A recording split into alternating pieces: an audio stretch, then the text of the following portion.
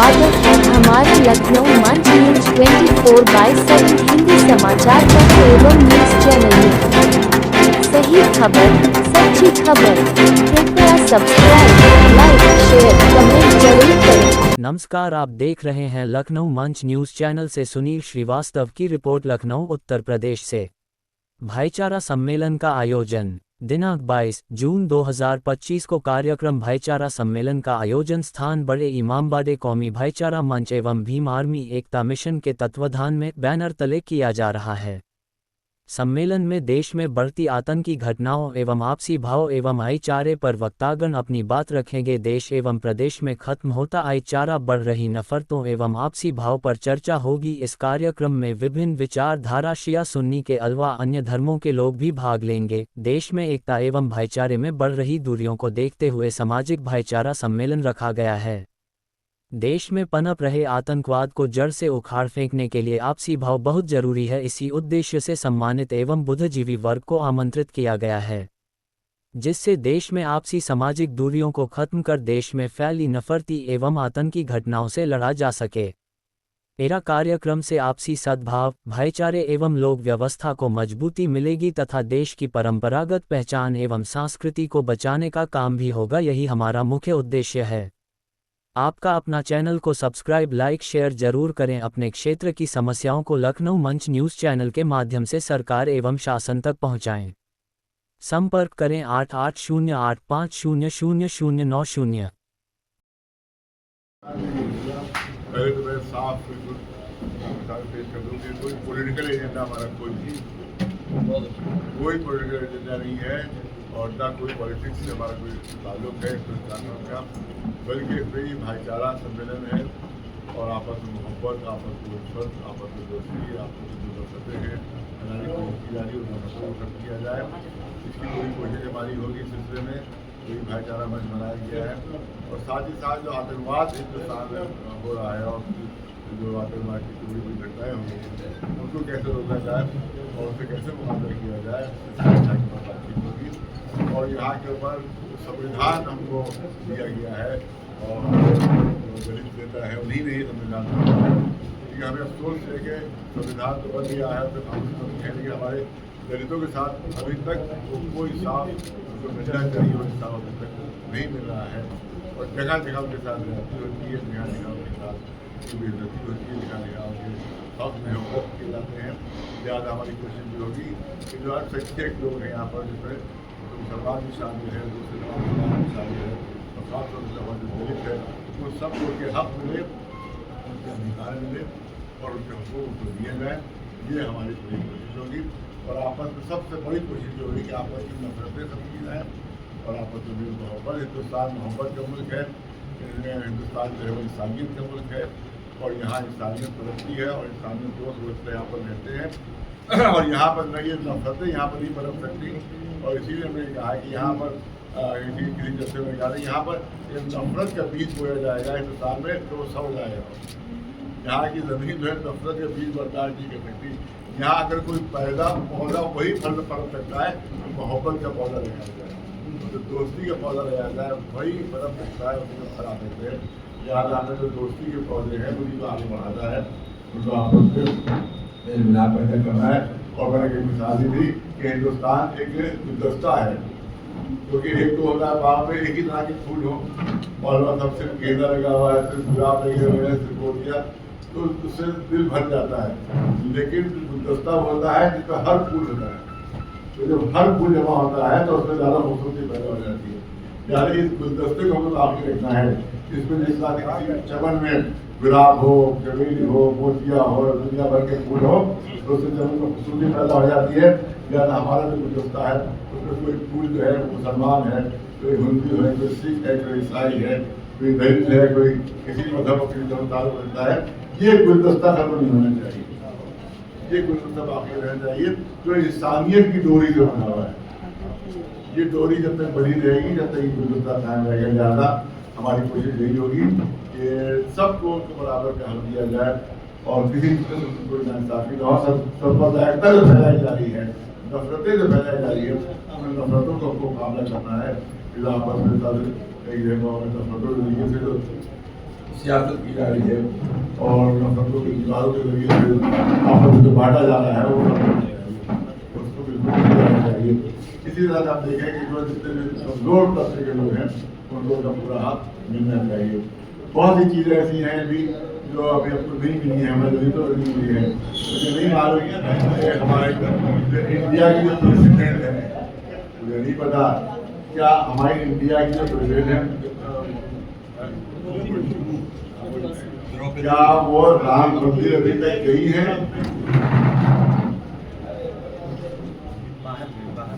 मुझे ये बताया जाए कि प्रेसिडेंट ऑफ इंडिया को आज तक राम मंदिर के अंदर जाने की इजाजत मिली है?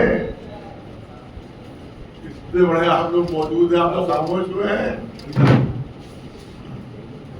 आप लोग आपकी खामोशी बता रही है उनको अंदर जाने की इजाजत नहीं है। जब प्रेसिडेंट ऑफ इंडिया के साथ इस तरह से तौहीन-ए सलूक हो रहा है और उनको मंदिर के अंदर नहीं आने दिया जा रहा है, तो पब्लिक का क्या हाल होगा? फिर पब्लिक का क्या होगा मुझे बताइए, मुझे नहीं मालूम। आप बताइए कि राम मंदिर वहां का है अयोध्या का, क्या हमारी प्रेसिडेंट कभी उसके अंदर कभी उनको बुलाया गया, कभी उनको इनवाइट किया गया? आपकी खामोशी क्या कह रही है? इसका मतलब है ना इनवाइट किया गया, न कभी वो अंदर जा सकी। तो क्योंकि वो अपर क्लास से ताल्लुक नहीं रखती है, क्योंकि वो बड़े क्लास से ताल्लुक नहीं रखती है, लिहाजा उनको मंदिर में जाने के लिए तो उनको इनवाइट किया गया है, तभी तो वो गई हैं। तो जब प्रेसिडेंट नकली बना दिया गया है, धोखा देने के लिए बना दिया गया है। अगर तुम चाहते हो कि धोखा खत्म हो तो उनको अंदर इजाजत दी जाए, उनको जाए। वो इजाजत क्या दी जाए? प्रेसिडेंट ऑफ इंडिया तो किसी इजाजत की जरूरत ही नहीं है, उनको किसी इजाजत की जरूरत नहीं है।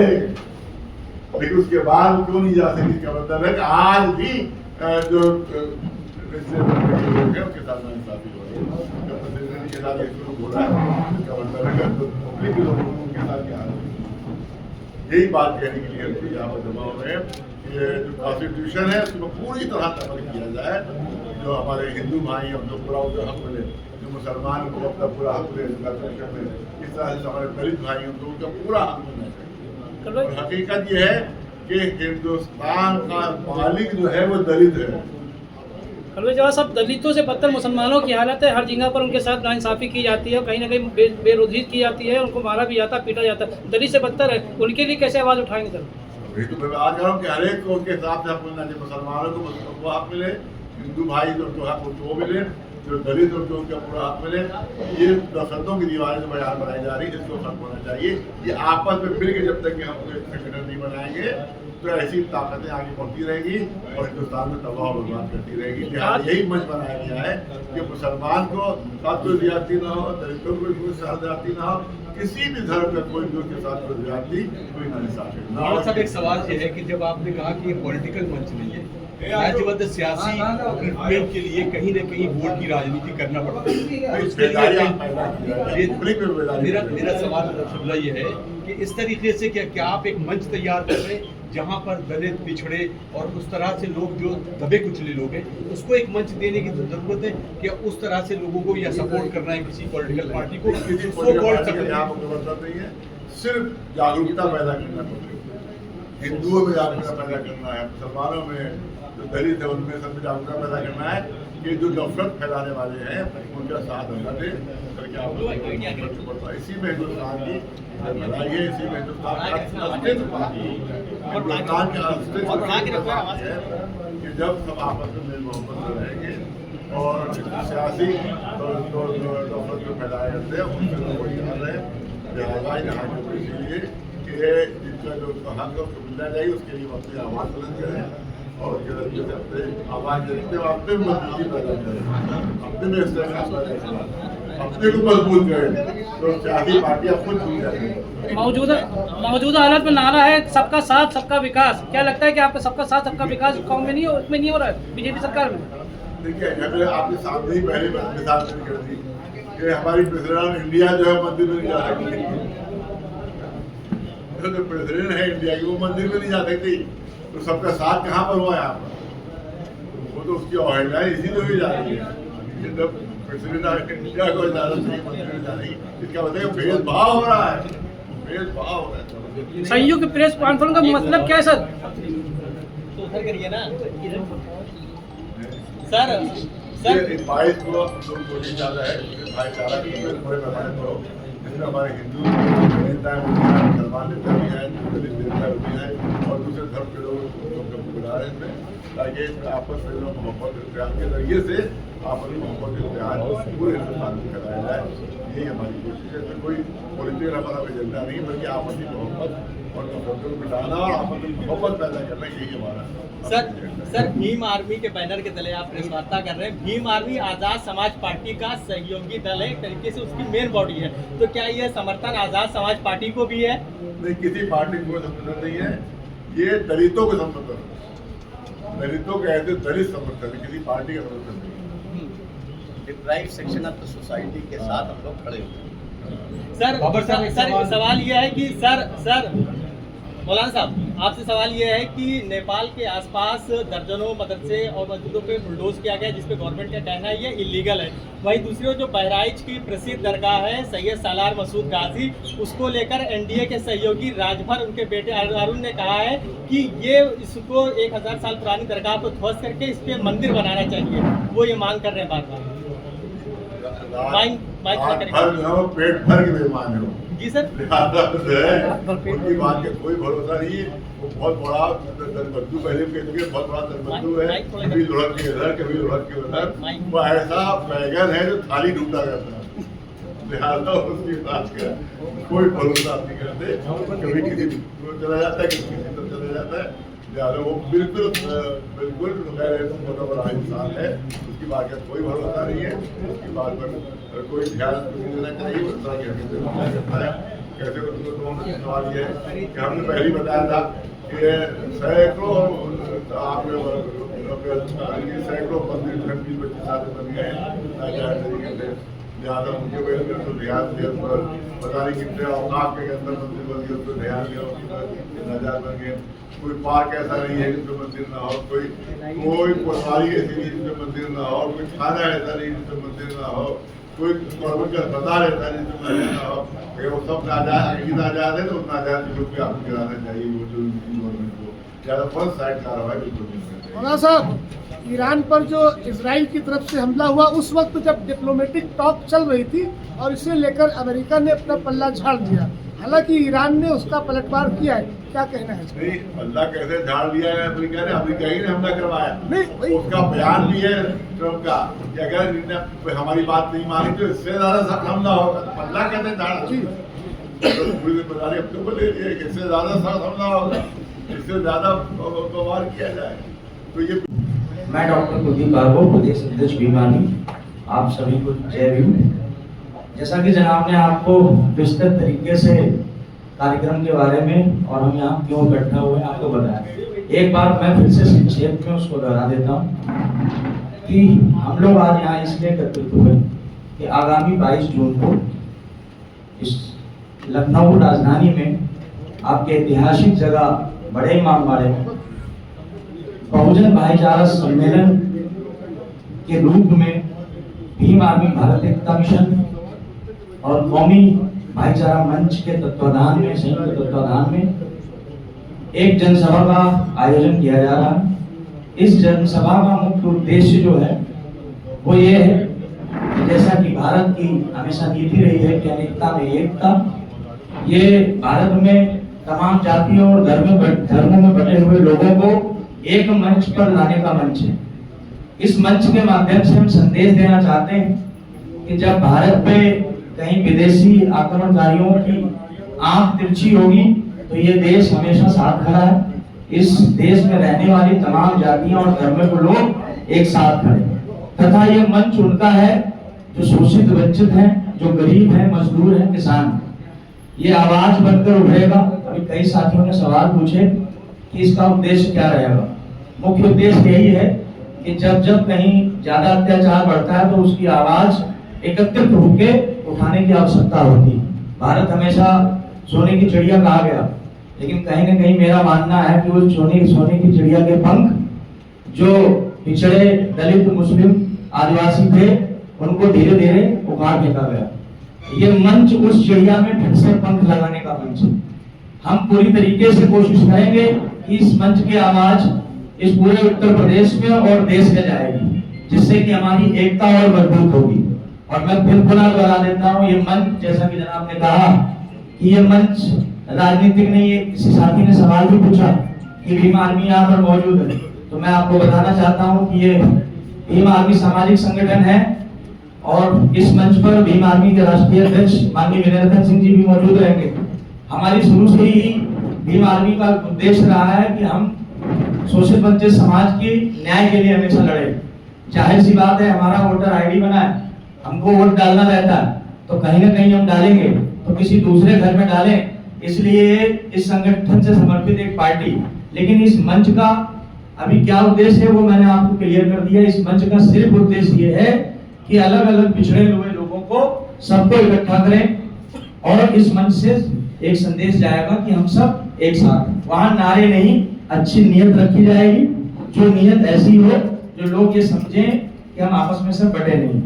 मैं आप सभी मीडिया बंधुओं से अनुरोध करूंगा कि इस ऐतिहासिक कार्यक्रम की सूचना आप अपने चैनल के माध्यम से, अपने YouTube के माध्यम से आप लोगों तक पहुंचाएं। और आवश्यकता है इस प्रोग्राम में लोगों को आने की। हमारे साथ जब आएंगे तो आवाज बनेगी और ताकत मिलेगी। मैं डेस्क पर भी जितने लोग मौजूद हैं और इस 22 तारीख के कार्यक्रम में बहुत सारे धार्मिक ग्रुप और सामाजिक संगठन के लोग उसमें मौजूद होंगे, तो उनकी तरफ से भी आप सबको संदेश में दे रहा हूं कि आप सब आखिरी पंक्ति में जो व्यक्ति बैठा है उस तक संदेश पहुंचाइए और इस 22 जून के कार्यक्रम में बड़े मामलात पे आने का आह्वान कीजिए। सवाल यह है कि जैसे आपने कहा कि लोगों को एकत्रित करना, एक करना आपका फिलहाल लक्ष्य है जी। उसके बाद अगला लक्ष्य क्या होगा, अंतिम कहाँ तक जाएगी ये लड़ाई?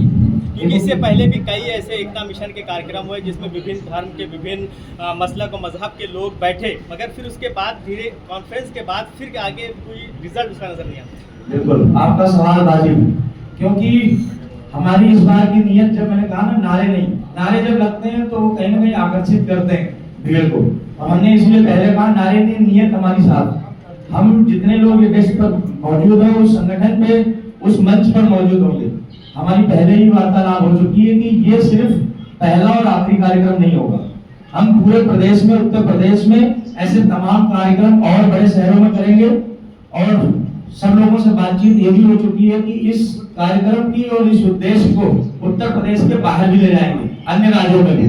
पूरी उम्मीद है कि जितने भी साथी इस मंच पर 22 को मौजूद होंगे, आगामी समय तक जो हमारा उद्देश्य जब तक पूरा नहीं हो जाता हम सब साथ रहेंगे। सर, मूल सवाल ये है कि कार्यक्रम के बाद क्या लक्ष्य होगा? हाँ, वो जो आपने कहा कि हमारा लक्ष्य क्या है, हमारी लक्ष्य है आवाज पहुंचाना अपने तक। जो समाज कहीं से डरा महसूस कर रहा है अपने आप को कि हमारा कोई रहनुमा नहीं है, आज आप देखते होंगे किसी को गौरक्षा के नाम में मार दिया जाता है, किसी को टोपी लगाने पर मार दिया जाता है, किसी के फ्रिज में कुछ रख दिया जाता है, मार दिया जाता है, किसी के घर में बाइबल रखी है उसको मार दिया जाता है।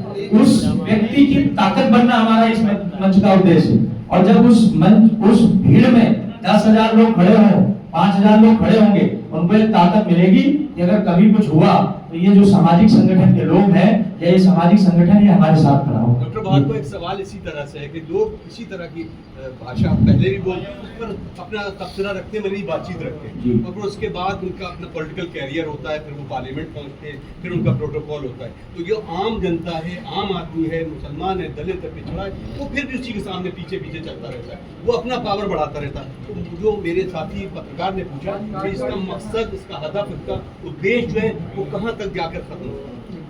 मैं एक चीज बताऊं आपको, एक घड़ी साबुन है, उसके ऊपर एक बढ़िया कोड लिखा रहता है, पहले इस्तेमाल करें फिर विश्वास करें।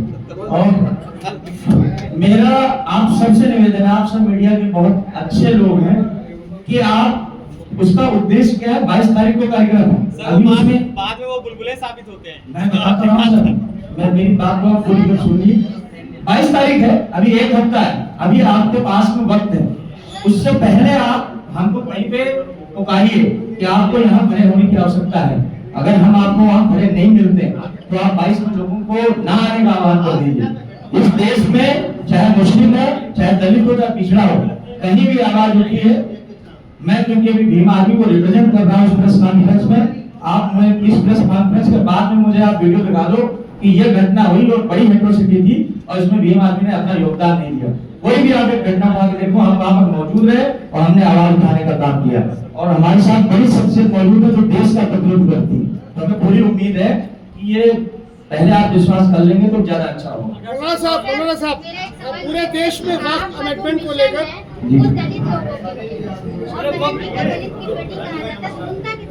पहली बात तो मैं आपको क्लियर कर दूं कि मेरा उद्देश्य दलित लोगों के लिए नहीं है। भीम आर्मी का पूरा नाम है भीम आर्मी भारत एकता मिशन। और क्यों नहीं, बहन जी हमारी लीडर है और हम लोगों की इतनी बड़ी रहनुमा, इस दलित समाज को उन्होंने 4-4 बार उत्तर प्रदेश में रिप्रेजेंट किया। किसी व्यक्ति से लड़ाई नहीं है। आपको हो सकता है किसी के मन में ये भी सवाल हो कि उस मंच पर किसी जाति किसी धर्म के खिलाफ में कुछ बोला जाएगा, नहीं, किसी जाति के लिए लड़ाई नहीं, किसी धर्म के लिए नहीं, उस सोच के लिए लड़ाई है जो इस देश में दलित मुस्लिम और पिछड़े को बहुत ही निम्न समझते हैं। साफ समझ में आ गया यूनिटी इन डाइवर्सिटी, यानी कि एकता में एकता, जिसके लिए प्यारा वतन अजीज जाना जाएगा। ऐसा इसका मतलब ये है कि हम सबके साथ बैठने में ये बात झलक रही है कि कहीं ना कहीं इसको कमजोर किया गया। तो इसकी ज़रूरत है कि हम सब एक साथ बैठे, एक मंच पर बैठे, एक दूसरे की समस्याओं को समझें और किस तरीके से एक दूसरे की मदद करते हुए हम इस मंजिल पर पहुंच सके, उसका कोई रास्ता ढूंढा जाए। उसकी ये पहली शुरुआत है। उस पर मैं तो शुक्रगुजार हूँ जनाब कलवार साहब का भी और भीम आर्मी के तमाम टीम का भी, साथी का भी, तमाम आप लोगों का भी, कि आप लोग भी जो है वो इस दर्द को समझ रहे हैं और इस दर्द को समझने में इसको किस तरीके से इस मूवमेंट को आगे बढ़ाया जा सकता है और कैसे मसाइल को हल किया जा सकता है। तो उसके ताल्लुक से जो है वो मुझे लगता है कि उसकी पहली ईंट रखने की कोशिश होगी। जो मदारिस के ऊपर अभी तक जो इलीगल नाम से जो उसको डिस्ट्राइक किया जा रहा है, भाई ये कौमी मंच जो है सिर्फ अभी फिलहाल दलित मुस्लिम के लिए सवाल तो मेरा है ही सवाल है, ठीक है, लेकिन वो बनाइए जी, वो उसको किस नजरिए से देखते हैं, क्योंकि जाहिर सी बात है कि